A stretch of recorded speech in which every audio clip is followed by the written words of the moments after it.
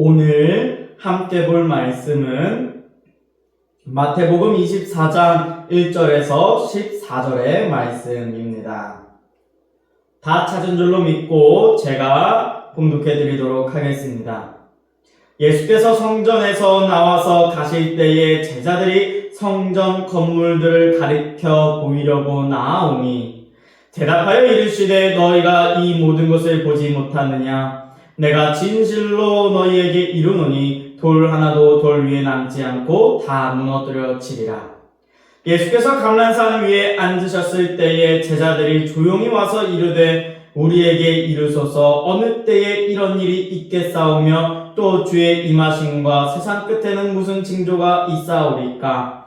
예수께서 대답하여 이르시되 너희가 사람의 미혹을 받지 않도록 주의하라. 많은 사람이 내 이름으로 와서 이르되 나는 그리스도라 하여 많은 사람을 미혹하리라. 난리와 난리 소문을 듣겠으나 너희는 삼가 두려워하지 말라. 이런 일이 있어야 돼 아직 끝은 아니니라. 민족이 민족을 나라가 나라를 대적하여 일어나겠고 곳곳에 기근과 지진이 있으리니 이 모든 것은 재난의 시작이니라. 그때에 사람들이 너희를 환난에 넘겨주겠으며 너희를 죽이리니 너희가 내 이름 때문에 모든 민족에게 미움을 받으리라. 그때에 많은 사람이 실족하게 되어 서로 잡아주고 서로 미워하겠으며 거짓 선지자가 많이 일어나 많은 사람을 미혹하겠으며 불법이 성함으로 많은 사람의 사랑이 식어지리라. 그러나 끝까지 견디는 자는 구원을 얻으리라. 이 천국 복음이 모든 민족에게 증언되기 위하여 온 세상에 전파되리니 그제야 끝이 오리라. 아멘. 예배 자리에 나오신 성도님들을 환영하고 축복합니다. 잘 나오셨습니다. 오늘 말씀의 제목은 미혹받지 않도록 주의하라 입니다. 오늘 말씀에서는 예수님께서 성전이 무너져 내릴 것을 말씀하십니다. 돌 하나도 남지 않고 다 무너뜨려질 것을 말입니다. 이 말씀의 제자들은 예수님께서 말씀하신 그 날이 궁금해졌습니다. 도대체 그날에 무슨 일이 있기에 이 성벽이, 이 예루살렘 성이, 성전이 무너지냐라는 것이죠. 선조 때 어렵게 세운 성전이 다시 무너지고 망한다고 하니 궁금하지 않았겠습니까? 도대체 하나님의 성전이라 불리우는 이 예루살렘이 무너지는 그날에 무슨 일이 있겠냐라는 것입니다. 제자들의 물음에 예수님은 그날에 있을 이야기를 해주시는 것이죠. 예수님은 사람의 미혹을 받지 않도록 주의하라 라고 말씀하십니다. 그날에 있을 일은 그리스도인들을 미혹하려고 한다라는 것입니다. 오늘 말씀을 잘 듣고 미혹을 받지 않도록 주의하는 저와 여러분들이 되시기를 간절히 축복합니다. 사람들은 어떻게 그리스도인들을 미혹하려 할까요? 사람의 미혹 첫 번째는 예수님의 이름으로 와서 나는 그리스도라함입니다. 마태복음 24장 4절에서 5절의 말씀입니다. 예수께서 대답하여 이르시되 너희가 사람의 미혹을 받지 않도록 주의하라. 많은 사람이 내 이름으로 와서 이르되 나는 그리스도라 하여 많은 사람을 미혹하리라. 아멘. 세상 사람들이 그리스도인을 미혹함에 있어 귀신과 같이 무섭게 혹은 겁박하여 미혹하지 않습니다. 그들이 우리를 미혹하려고 하는 것은 우리들을 너무나도 잘 알고 너무나도 친근한 모습을 위장하여 우리들을 미혹하려 할 것입니다. 그래서 어떻게 합니까? 바로 예수님의 이름으로 와서 나는 그리스도다 라고 이야기하는 것입니다. 정말 예수님을 믿는 사람들이라면 누구든지 예수님의 오심을 기다릴 것입니다. 예수님의 재림을 기다리는 것이죠. 이 재림을 기다리는 그리스도인들을 미혹하는 방법으로 이 방법이 바로 예수님을 이야기하는 것입니다. 근데 그 끝이 그 예수가 바로 나다라는 것이죠. 그들의 끝은 다릅니다. 예수님을 이야기하지만 성경에 대해서 이야기는 하지만 마지막엔 결론적으로 자신이 재림의 예수님이고 자신이 그리스도고 자신이 구원자이다 라고 이야기하는 것입니다. 이단들이 그렇습니다. 그들이 아무것도 모르고 그냥 사이비처럼 와 신천지 이만희 믿습니다. JMS 장명순 믿습니다 하는 것 아닙니다. 그들도 성경 공부합니다. 그들만의 교재를 가지고 공부하는 것 아닙니다. 우리들보다 더 열심히 성경을 보고 말씀 공부도 더 열심히 합니다. 또한 이들은 성경 공부만 하는 것이 아니라 새로운 사람을 찾아 나서기 위하여 그렇게 노력을 합니다.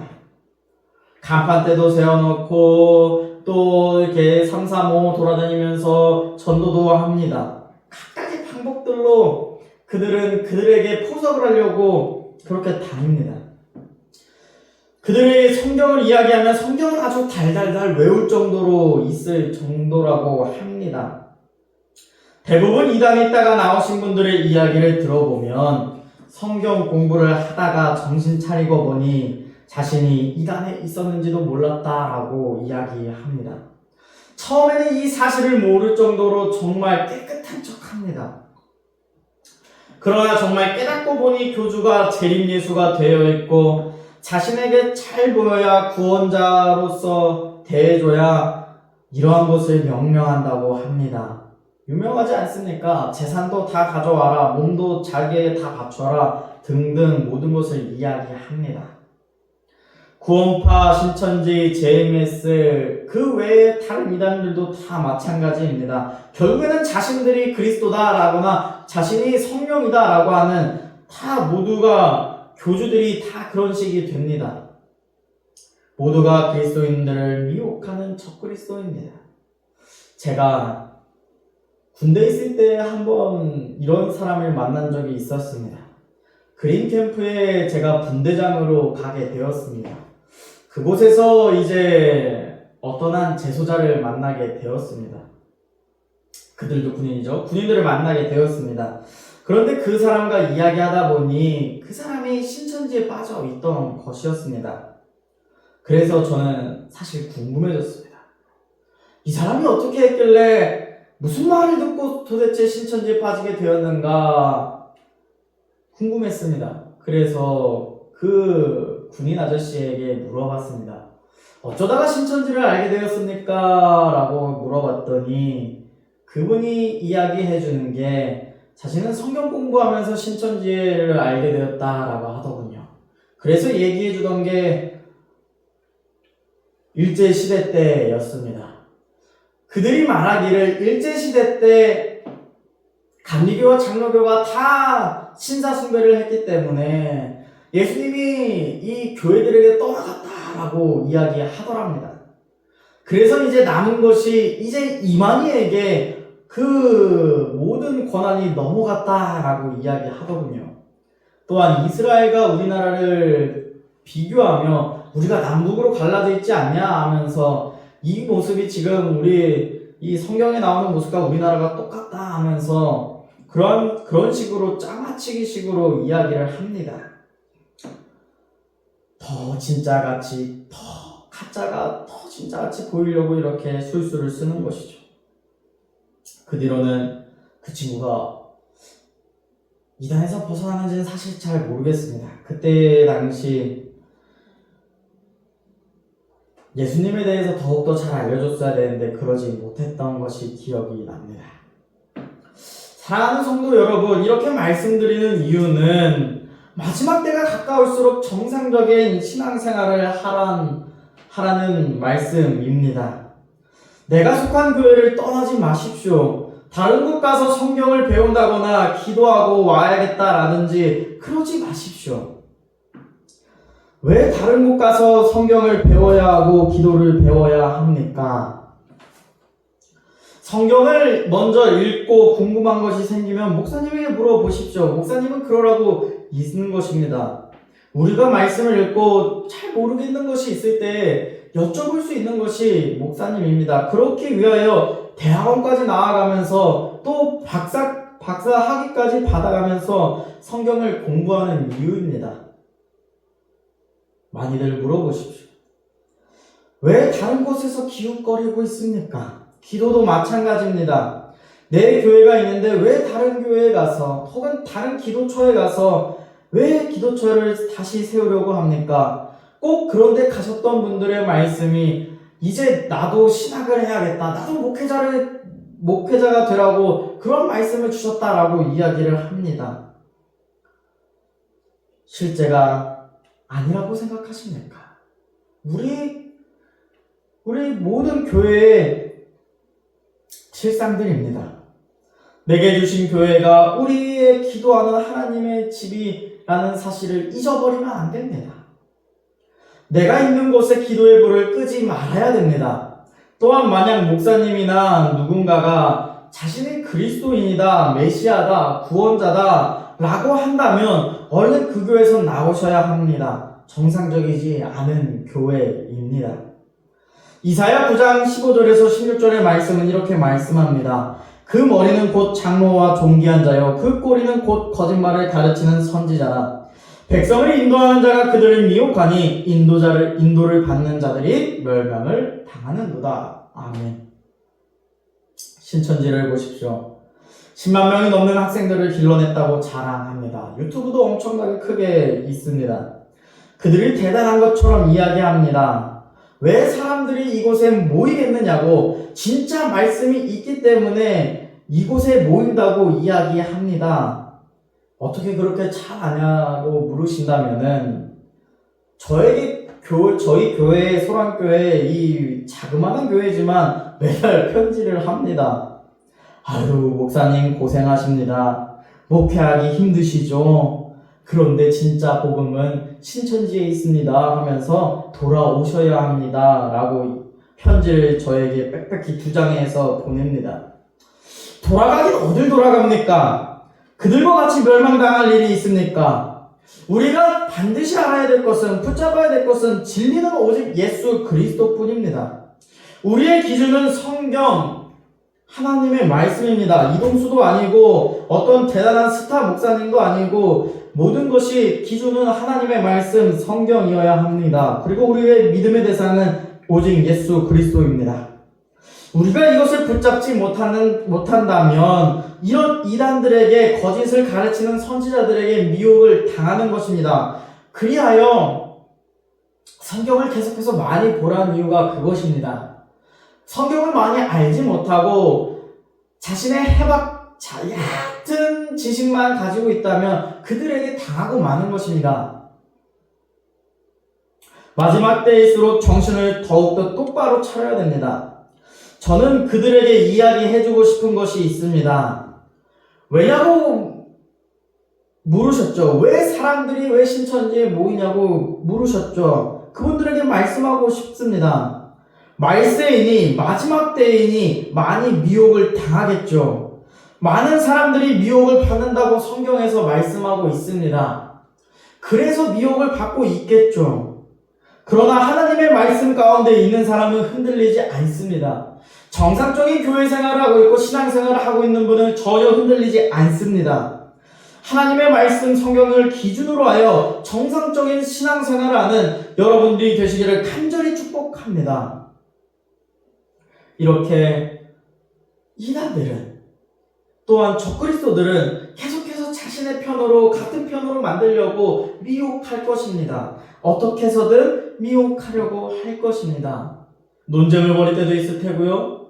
어떨 땐 싸움을 걸 때도 있을 테고요. 어떨 때는 저에게 주는 것처럼 편지에 2페이지 가득하게 그렇게 편지를 정성껏 쓸 때도 있을 것입니다.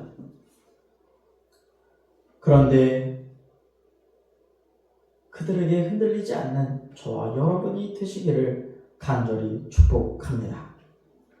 같은 편으로 만드는 미혹이 있었다면 그 다음으로는 반대하는 그들을 미워함도 생기게 될 것입니다. 사람의 미혹, 두 번째는 미움을 받을 것입니다.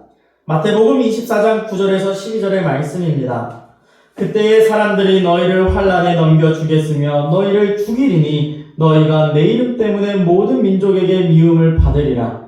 그때에 많은 사람이 실족하게 되어 서로 잡아주고 서로 미워하겠으며 거짓 선지자가 많이 일어나 많은 사람을 미혹하겠으며 불법이 성함으로 많은 사람의 사랑이 식어지리라. 아멘.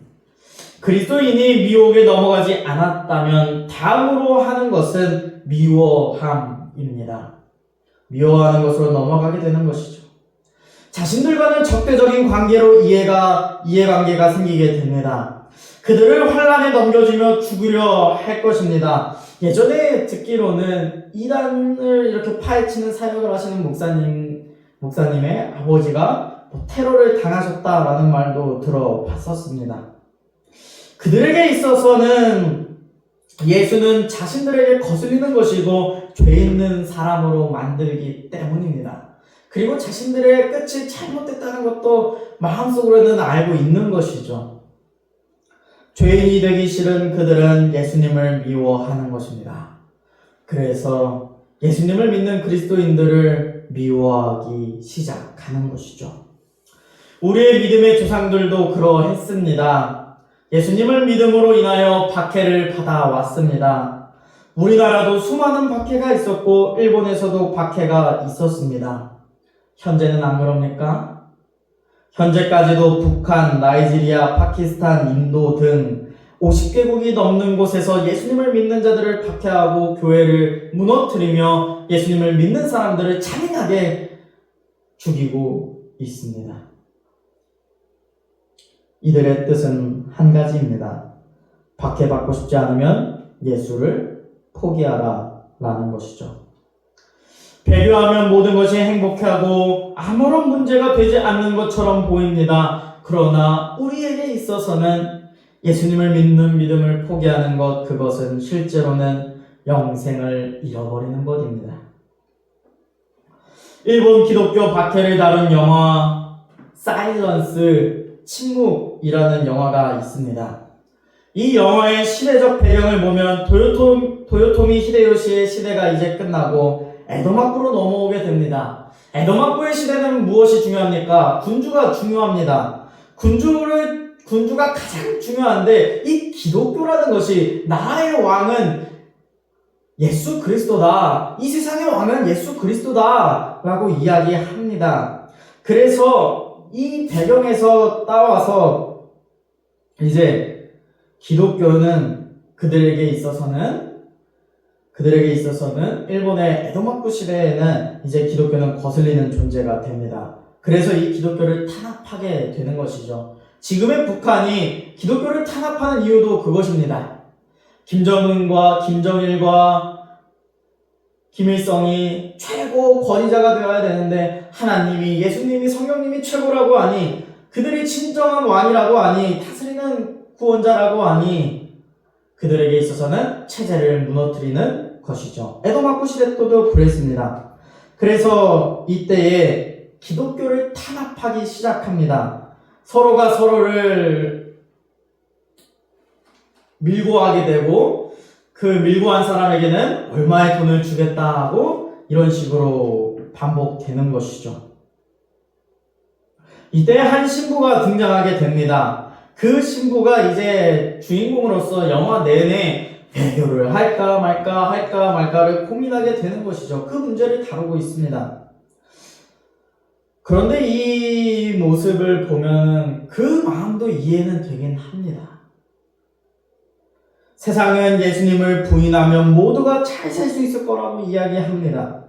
이 신부의 선배격 되는 분도, 신부님도 그렇게 이야기합니다. 야, 여기 예수님만 안 믿으면, 예수님 그 초상화 한번 밟으면, 예수님 한번 모른다 하면 너 잘 살 수 있어. 사람들한테 가서 예수님 부인해도 괜찮습니다. 예수님이 이거 우리 믿음 인정해 줄 겁니다. 이해하신다 라고 하면 그 말 한마디만 하면 돼. 그러면 너 잘 살 수 있어. 이곳에서 평안하게. 그리고 저 사람들 안 죽을 수 있어. 이야기하는 거죠. 그렇게 선배되는 신부가 이 주인공된 신부를 꾀하며 예수님을 부인하게 하며 이렇게 영화는 진행이 됩니다. 한 번쯤 보시면 참 좋습니다. 그러나 조금은 잔인합니다. 박해가 이루어지는 모습을 보여주는 것이기 때문에 잔인은 합니다. 저는 이 모습이 오늘 함께 읽은 마태복음 24장 11절의 말씀과 동일하다라고 생각합니다. 예수님을 믿지 않도록 배교하도록 하는 선지자가 많이 일어날 것이라고 말입니다. 11절도 이 말씀이죠. 거짓 선지자가 많이 일어나 많은 사람을 미혹하겠으며. 이제는 예수님을 믿지 말라고 거짓 선지자들이 이렇게 말을 하는 것이죠. 배교하라고 이야기를 하는 것이죠. 예수님 없어도 괜찮다라고 이야기를 하는 것입니다. 교회 생활을 하는데도요, 교회를 다니면서도 예수님을 이야기하지 않는 교회들도 분명 있을 것입니다. 저는 이러한 것들도 다 여기에 해당한다 봅니다. 예수님 없는 구원을 이야기할 때도 있을 것입니다. 다 이러한 사람 모두가 미혹하는 거짓 선지자들입니다. 지금 이 시대가 이런 거짓 선지자들이 많이 일어나고 있다라는 마음이 듭니다. 죄를 죄라고 말하지 않고 설교에서 예수님과 구원을 이야기하신 분들이 적어졌으며 세상의 미움을 받지 않으려고 또한 성도들의 눈치를 살피며 좋은 말과 좋은 것만, 복에 대한 것만, 세상에서 받을 복에 대해서만 이야기하는 모습들이 저는 너무나도 안타깝다라고 생각이 됩니다. 점점 더 움츠려드는 모습을 보게 되는 것이죠. 사랑하는 성도 여러분, 세상의 미움받기를 두려워하지 맙시다. 예수님을 믿는 자들은 세상에 미움받을 수밖에 없습니다. 미움받기 싫다면 지금이라도 떠나십시오. 세상의 미움을 받기 싫다면 지금이라도 떠나야 합니다. 그래야 더 빨리 세상과 하나 되지 않겠습니까? 우리를 미워하기 이전에 저 세상 사람들이 예수님을 미워했다라고 성경은 이야기합니다. 요한복음 17장 14절의 말씀입니다. 내가 아버지의 말씀을 그들에게 주었사오매 세상이 그들을 미워하였사오니 이는 내가 세상에 속하지 아니함같이 그들도 세상에 속하지 아니함으로 인함이니이다. 아멘. 세상에 속해 살아가려고 하지 맙시다. 우리 그리스도인들이 속해야 하는 것은 저 세상이 아닌 하나님의 나라에 속한 자가 되어야 합니다. 그렇게 세상에서 미움받으며 살아갑시다. 칭찬받으려고 노력하지 말라라는 것입니다. 잘 보이려고 그렇게 하지 마십시오. 우리가 하나 할 것은 예수님을 전하는 일입니다. 그것이 그들에게 가장 필요한 것이고 그들에게 가장 복된 것입니다. 그러나 그렇게 하면 세상이 미워할 것입니다. 예수님 때문에 박해도 받아봅시다. 일자리까지도 팍 차고 나와서 저 사람은 사회에 적응도 못한다. 사회 부적응자다. 예수가 그렇게 중요하냐. 이렇게 손가락질 당하는 일도 우리 한번 해봅시다. 그 정도의 믿음이 있어야 예수님을 믿는 믿음이 정말 더 소중한 것임을 지킬 수 있는 정도가 되어야 이 환난 때에 이길 수 있다라는 것입니다. 그러한 믿음이 있기를 소망합니다. 우리가 이렇게 세상의 미움도 받고 또한 이 이단들의 미혹함도 이길 수 있는 이유가 오늘 말씀의 13절에 있습니다. 마태복음 24장 13절의 말씀입니다. 그러나 끝까지 견디는 자는 구원을 얻으리라. 아멘. 우리가 사람의 미혹에 흔들리지 않을 수 있는 것은 오직 예수 그리스도를 믿는 믿음으로 살 수 있는 것은 우리에게 구원함이 예비되어 있다라는 것입니다. 우리에게 천국 소망이 있다라는 것이죠. 구원함의 기쁨이 없는 자들은 견딜 수가 없을 것입니다. 이 모양으로나 저 모양으로나 미혹을 받게 되어 있습니다. 그런데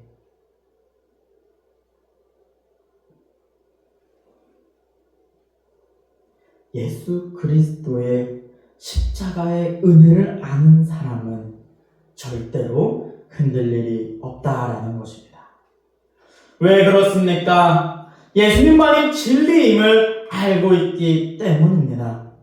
죽음이 앞에서 칼과 총인 우리의 생명을 죽이려고 생명을 꺼트리려고 할 때라도, 혹은 나의 성도들이, 나의 가족들이 죽음 앞에 있을지라도 그것을 무서워하고 두려워하지 않을 이유는 예수 그리스도가 우리의 구원자 되시고 우리에게 주어질 저 천국이 있기 때문입니다. 그렇기에 저는 이렇게 말씀할 것 같습니다. 담담히 죽음을 맞이할 것을 저는 말씀드릴 것입니다. 나의 성도들이, 나의 가족들이, 혹은 내가 먼저 죽임을 당할 위기에 있을지라도 담담히 우리 죽음을 맞이하자, 우리 천국 가서 보자 라고 이야기할 것입니다. 성도들을 사랑하지 않아서가 아닙니다. 너무나도 소중한 성도들입니다. 한 영혼 한 영혼이 얼마나 귀합니까? 또한 나의 가족, 사랑하는 나의 가족 얼마나 소중합니까? 물은 피보다도 진하다고 하는데 너무나도 소중한 가족 아닙니까?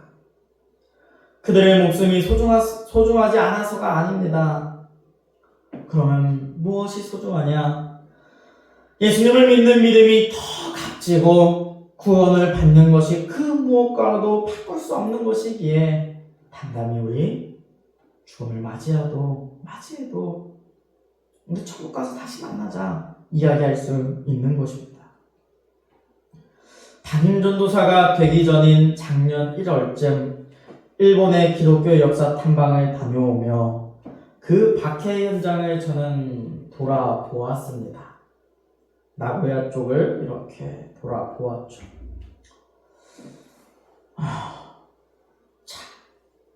참담했습니다. 예수님을 믿는 자들을 고문하기 위하여 온천수에, 그 뜨거운 온천수에 탄 갖다 빼기도 하며, 또 십자가에 매달아 죽이기도 하며 어린아이라고 봐주지 않습니다. 그런 것들을 보며 참 많이 고민했습니다. 내가 목회자가 되면 만약 지금 이 시대가 더 악해져서 정말 박해하는 순간이 온다면, 이러한 상황이 내게 생긴다면 나는 어떻게 할까라고 생각이 되었습니다. 예수님을 배반하자고, 다 같이 배반하자고 우리 목숨만은 살려가서 다시 그때 회개하면 되지 않겠냐고 이야기할까? 아니면 다 같이 천국에서 만나자고 용기를 줄 것인가? 참, 말로는 참 어려웠습니다. 그러나 이제는 조금 알겠습니다. 말씀대로 믿는 것이 옳다라는 것이죠. 예수님을 부인하면 예수님도 우리를 부인하십니다.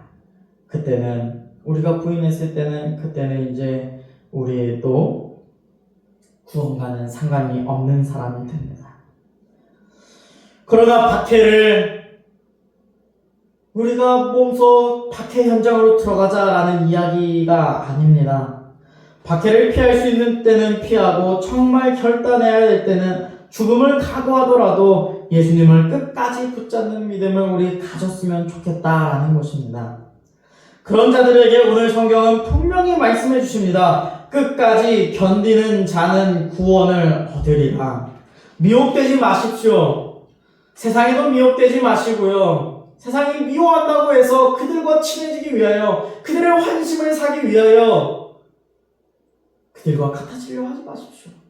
우린 세상에 속하지 않은 자들이라고 분명히 성경은 요한복음에서 이야기하고 있습니다.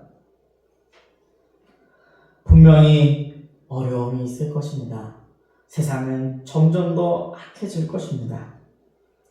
지금도 난리와 난리의 소문과 민족이 민족을 치고 있고 나라가 나라를 대적하여 일어나는 일들이 생기고 있습니다. 우리나라도 마찬가지 아닙니까?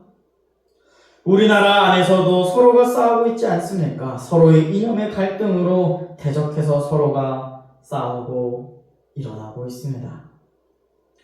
그뿐입니까? 우크라이나와 러시아의 전쟁은 아직까지도 끝날 기미가 보이지 않으며 각 나라의 기근과 지진과 같은 재난의 상황들도 너무나도 생생하게 지금 들려오고 있습니다. 그런데 이것은 시작에 불과합니다. 사랑하는 성도 여러분, 어떻게 하시겠습니까? 점점 더 세상은 악해질 것이고 난리와 난리의 소문은 우리에게 더욱더 압박해 올 것입니다. 그러나 오늘 말씀은 이야기합니다. 무엇이라 말씀합니까? 너희는 미혹에 당하지 말라. 미혹받지 않아라. 끝까지 견디면 구원을 받으리라. 라고 이야기합니다. 우리 세상에게도 또 이단들에게도 다른 사이비 같은 그런 착당한 곳에서도 우리 미혹당하지 맙시다. 오직 하나님의 말씀 성경 붙잡고 오직 예수님을 믿는 믿음 지켜나갑시다. 혹 마지막 순간에 순교를 각오해야 할 때가 올 수도 있습니다. 그때에 도망치지 맙시다. 한 번만 살려주세요. 예수님 믿지 않겠습니다. 이야기하지 맙시다.